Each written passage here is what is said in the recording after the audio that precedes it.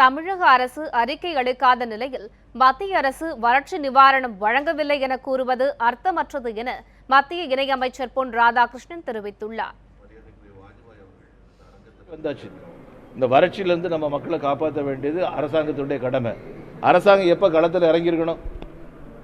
ஏன் இவ்வளவு டிலே ஆகிருக்குது? நீங்க 100 பேர் இறந்தாங்க, 100 பேர் ஒரே நாளில் இறந்துட்டாங்களா? இந்த 100 நாள் 100 பேர் சாக வரைக்கும் என்ன நடவடிக்கை எடுத்திருந்தது? நீ எப்பவுமே நீ ஒரு விஷயத்தை நாம தப்பு பண்றோம். ஒரு அரசாங்கம் இங்க இருக்குது, அந்த அரசாங்கம் செய்ய வேண்டிய விஷயங்கள் அந்த அரசாங்கம் செய்தாகணும்.